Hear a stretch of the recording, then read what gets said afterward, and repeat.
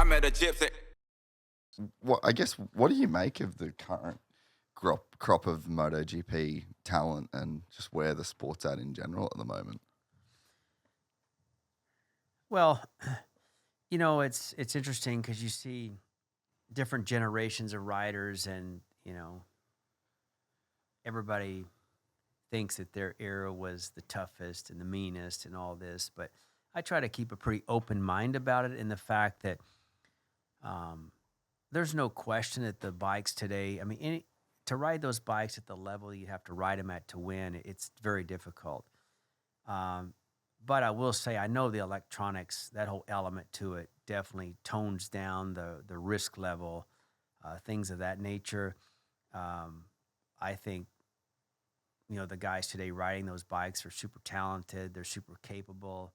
Everyone trains, works at it, for the most part. And but like you say, it's right now, it's like the Spanish and Italian, championship, because most of the riders there are either Spanish or Italian, and I don't think that in general. It'll be interesting to see what happens with the new company that bought out With Liberty. Liberty Media. Yeah. Sort of what they do with it, because I'm sure that's a concern of theirs. Because when you call it the World Championship, even if you go to the Olympics, you see all the different varieties of countries that are there to compete.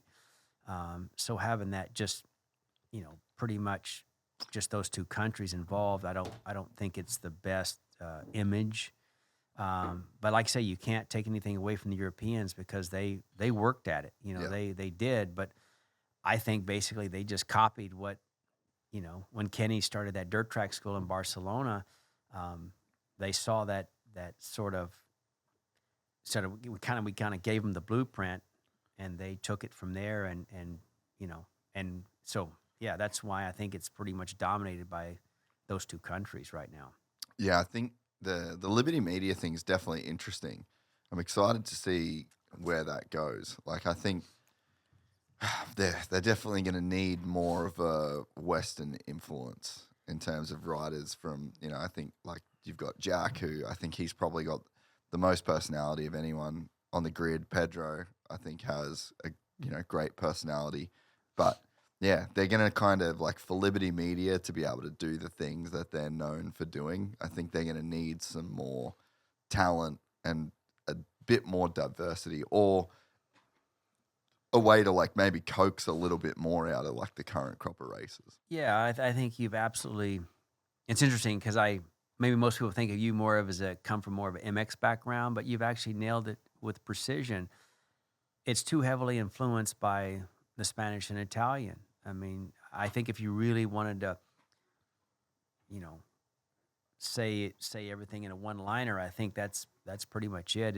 They're going to have to deviate from that because we need to figure out a way how to have a draw, but basically for me as an American, and being such a competitor, I'm just worried about our country, and we got to find a way to sort of kickstart our whole base and get the grassroots part of it going again, so we can have a larger sort of body of water to fish from, because the way it's going currently, it just limits you, and the chances of, when you're fishing in such a small area of water, it just limits really what you're going to catch and be able to nurture to that sort of level. How much do you think that Nicky's death impacted the American culture?